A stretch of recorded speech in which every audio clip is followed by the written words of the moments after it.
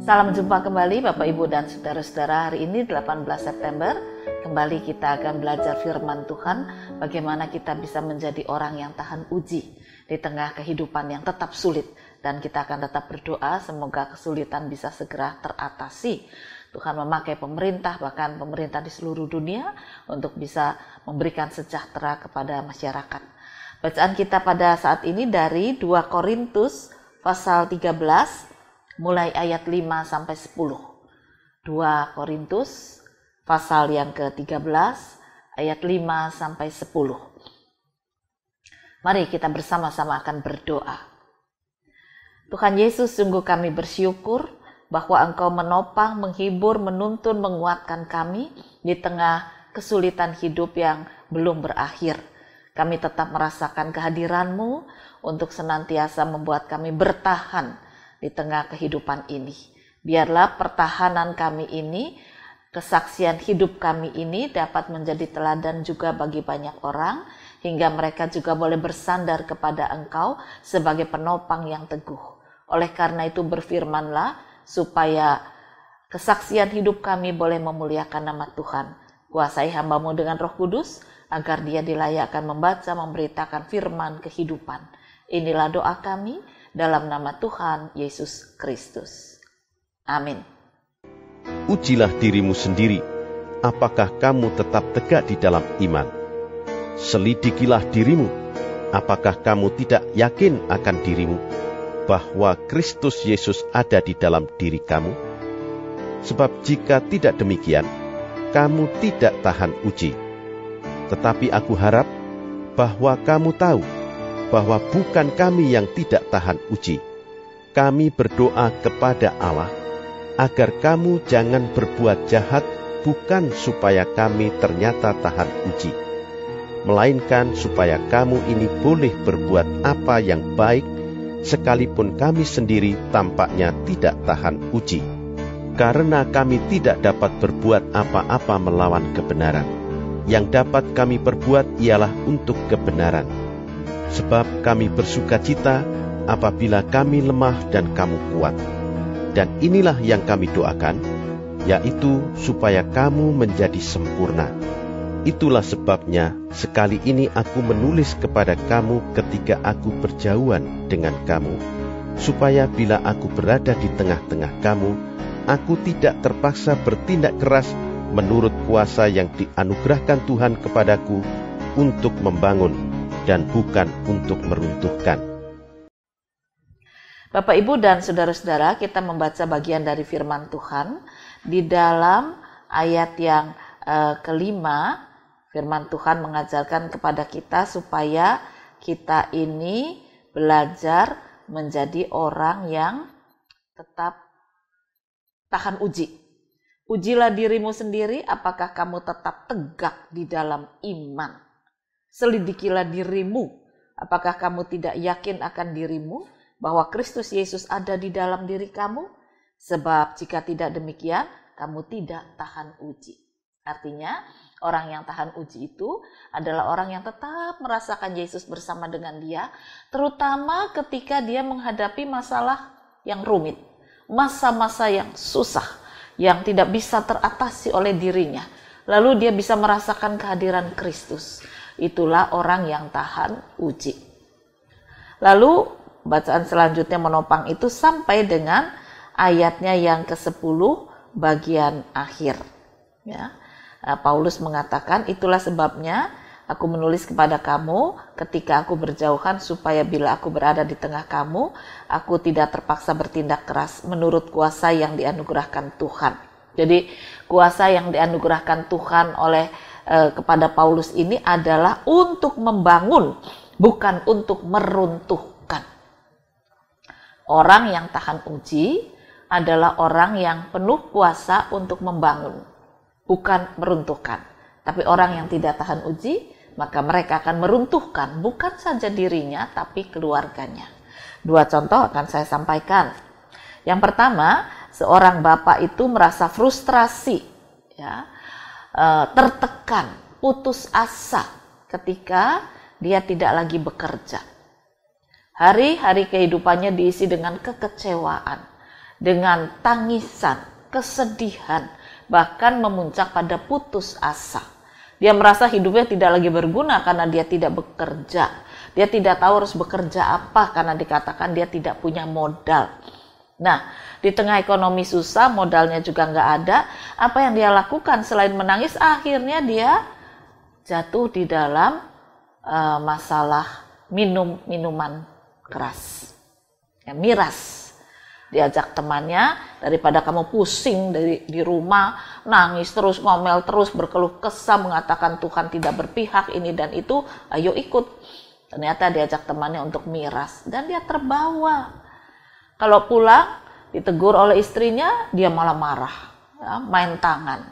Gak pernah dilakukan selama ini, tapi tiba-tiba saja dia main tangan. Istri dan anaknya semakin menderita. Orang ini tidak membangun di tengah kesulitan, tapi meruntuhkan dirinya, meruntuhkan keluarganya, karena dia tidak yakin bahwa Yesus tetap bersama dengan dia. Orang yang tidak tahan uji. Ketika dia tidak punya pekerjaan di satu tempat, kalau dia tetap merasakan bahwa Tuhan bersama dengan dia akan yakin dia bisa melakukan pekerjaan lain. Memang dia bilang, saya ini bukan orang pandai, saya cuma lulusan SMA. Nah, coba kita lihat, lulusan SMA. Bekas Menteri Perikanan Ibu Susi itu, waktu jadi menteri lulusannya apa? SMA aja enggak. Tapi dia membangun diri, membangun keluarga, bahkan kemudian membangun bangsa. Orang yang tahan uji. Nah, beda dengan Bapak ini. Dia hanya mengatakan Tuhan tidak berpihak kepadaku. Ketika bos mencoret namaku. Kalau Tuhan berpihak, harusnya bukan namaku yang dicoret. Nama orang lain. Jadi dia berharap orang lain lah yang menderita, bukan dia. Dan orang ini, ya dikatakan tadi orang yang tidak tahan uji. Dia tidak membangun, tetapi meruntuhkan. Ini satu contoh. Orang yang tidak bisa merasakan kehadiran Kristus di dalam dirinya. Contoh lain, saudara-saudara. Seorang anak umur 6 tahun. Satu hari didampingi ayahnya bermain-main di taman kota. Ya, sore hari, biasa di taman kota, anak ini digandeng oleh ayahnya. Nah, saat itu ketika anaknya sedang main ayunan, kebetulan ayahnya terima telepon. Nah, jadi ayahnya ber-HP sebentar. Apa yang terjadi? Dalam 1-2 menit, ayunan tinggi itu tiba-tiba putus talinya. Anak itu terpelanting jatuh, tidak sadarkan diri. Ayah itu menjadi panik. Orang-orang berkerumun juga dalam keadaan panik. Kemudian ambulans dipanggil. Anak itu tidak boleh diangkat secara sembarangan. Ayahnya pun tidak berani mengangkat. Nah, ketika perawat datang mengusung anak ini lalu membawa ke rumah sakit, ayah itu menangis sejadi-jadinya. Dia menyesali kenapa cuma beberapa menit dia terima telepon. Akibatnya fatal seperti ini. Kemudian dia telepon istrinya untuk segera datang ke rumah sakit. Dengan menangis istrinya sampai di rumah sakit, dia marah pada suaminya, dipukul suaminya, dan suami itu hanya diam saja. Dia tidak bisa berbuat apa-apa. Akhirnya dia memeluk istrinya dan berkata, mari kita berdoa. Aku doakan supaya bisa kuat. Doakan supaya aku bisa minta ampun pada Tuhan. Bahwa aku sudah tidak mendidik atau tidak menjaga anakku dengan sangat baik. Selesai mereka berdoa, ada sedikit ketenangan. Ya takut masih, ya, tetapi kemudian pintu pemeriksaan terbuka dan dokter mengatakan begini, anakmu bisa sadar. Kalau dari hasil ronsen, kepalanya enggak apa-apa. Badan lain juga enggak apa-apa. Tapi sebelah kakinya remuk. Dan itu berarti harus diamputasi. Kaget mereka. Kanan apa kiri? Kiri. Hancur. Sebatas mana? Sebatas lutut. Aduh, tidak ada cara lain? Tidak ada. Harus segera, supaya tidak membusuk. Hancur hati ayahnya. Nangis dia teriak. Lalu dia katakan, Tuhan, ampunilah saya. Saya bersalah. Kakiku saja yang diambil. Lalu istrinya mengatakan, kalau kakimu diambil, lebih parah lagi. Tidak ada yang bisa bekerja untuk membiayai kami. Akhirnya ayah itu sadar dan mengatakan, ya sudah, kita akan coba bangun anak ini dengan apa yang kita miliki. Operasi dilakukan dan mereka bersiap untuk menyampaikan berita buruk ini kepada anaknya. Ya, anak itu akhirnya stres juga.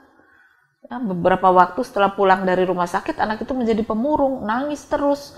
Dan ayahnya selalu mendampingi dengan selalu mengatakan, maaf ya nak, maaf ya nak. Sampai akhirnya anak itu mengatakan, ini bukan salah papa, tapi ini juga salahku yang kurang hati-hati. Akhirnya mereka berdua bisa saling memaafkan. Dan mereka mencoba untuk membangun. Dimulai dari iman orang tua. Ayah dan ibu itu yang selalu mengatakan kepada Tuhan, Tuhan, ujian ini kami terima dengan keyakinan bahwa Engkau adalah guru yang baik, yang akan mendidik, yang akan menuntun, yang akan memberi penerangan, memberikan penjelasan, menopang supaya kami lulus dengan baik. Kami suami istri bersama dengan anak kami, izinkan kami lulus di dalam ujian ini. Mereka membangun semangat anaknya, mental anaknya, pengertian iman anaknya. Sampai anak ini akhirnya bisa memahami semua yang terjadi. Mentalnya mulai bangun. Kepercayaan dirinya mulai bangkit. Dia punya kaki baru walaupun bukan asli. Dan disitulah dia berlatih keras. Akhirnya ketika dia masuk usia remaja, jadi 10 tahun lewat, apa yang terjadi? Dia menjadi juara berenang, menjadi juara bidang seni, bagaimana dia bisa main musik dan menari dengan baik, dan kemudian di bidang olahraga, sungguh luar biasa. Anak ini anak perempuan. Dia bisa mengolah tubuhnya untuk melayang-layang di atas cuma dengan satu tali. Saya lihat videonya, aduh luar biasa nih anak punya keberanian. Dia kaitkan kaki yang sehat di sebuah tali, kemudian kaki yang memakai kaki palsu itu dipakai untuk memanjat. Dan dia melakukan itu dengan sangat bagus. Prestasinya meningkat. Satu hari ketika dia menerima piala kemenangan, reporter bertanya, bagaimana kamu bisa memenangkan semua ini? Padahal kamu tidak punya kaki yang normal. Lalu anak itu menjawab, kalau saya punya kaki normal cuma yang 2 itu, maka mungkin talenta yang saya kembangkan di dalam diri saya yang Tuhan beri itu cuma 1. Karena saya akan fokus di sana. Tetapi ketika kaki saya ini tidak normal, bangkit dalam semangat saya seperti yang diajarkan oleh kedua orang tua saya. Selalu mengajarkan dalam doa. Tuhan, Engkaulah guru yang baik. Bimbing kami. Topang kami. Tuntun, tunjukkan jalan kehidupan. Maka saya mencoba untuk membangkitkan semua talenta yang ada di dalam tubuh saya ini, dalam hidup saya, dalam diri saya. Ketika saya belajar main piano, lalu saya merasa, oh, saya punya bakat, saya kembangkan. Ketika saya belajar nari, juga saya kembangkan.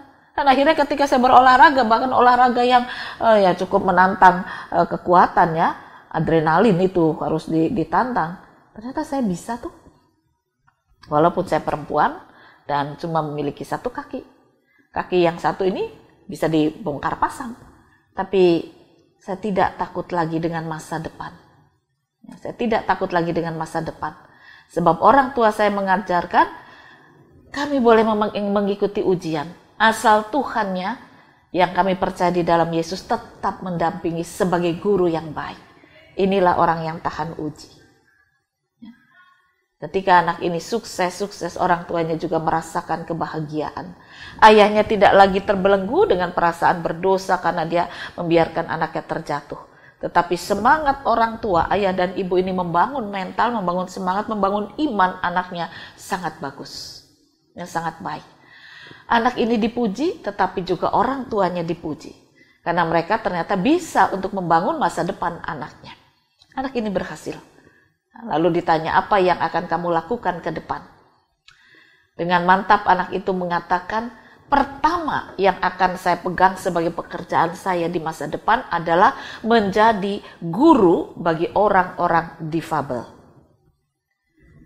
Cita-cita yang jarang cita-cita yang mungkin langka kalau nggak kepepet. Ya. Banyak orang kepinginnya sukses di bidang yang sukses, yang basah orang bilang. Nggak jadi guru olahraga, guru nari, guru musik. Bagi anak difabel itu bagian yang kering. Ya. Tetapi nyatanya anak itu mengatakan, saya percaya Tuhan menopang saya untuk ke sana. Sebab saya merasakan, kalau mental tidak dibangun, iman tidak dibangun, semangat tidak dibangun, keruntuhan yang terjadi. Oleh karena itu, saya dipanggil untuk membangun, bukan untuk menghancurkan. Nah, ini adalah satu contoh yang menarik. Kalau Bapak tadi, akhirnya dia tidak membangun, tetapi meruntuhkan. Ya, karena dia menjadi pemabuk, dia tidak bekerja, malah main tangan di tengah keluarga, wah keluarganya hancur. Tapi keluarga ini lain. Sama-sama problem ada pada Bapak. Yang satu tidak bekerja, yang satu patah semangat karena merasa bersalah. Tetapi yang satu membangun kembali masa depan, yang satu menghancurkannya. Nah, di tengah kehidupan kita, mana yang kita pilih? Ujian akan datang silih berganti. Bukan Tuhan yang sengaja mengujikan. Tetapi mari tetap kita katakan bahwa Tuhan itu guru yang baik, pendamping yang baik. Ketika kita harus melewati badai, maka dia akan memberikan tuntunan tangannya, topangannya, bahkan menaungi, melindungi supaya kita tetap berjalan di tengah badai dan menyelesaikan perjalanan kita dengan baik. Badai akan berhenti. Badai bisa sesaat, tapi tidak boleh menghancur leburkan. Kemarin kebetulan ada badai di rumah saya. Itu pohon-pohon singkong hancur semua. Tapi saya tahu bahwa pohon singkong yang hancur, yang jatuh, yang tumbang, pohon pisang yang tumbang itu bisa berdiri kembali. Ya, akarnya masih ada. Mungkin dia bisa tumbuh lagi. Saya nggak tahu soal tanaman nih. Tapi buah-buahnya paling tidak bisa untuk dinikmati.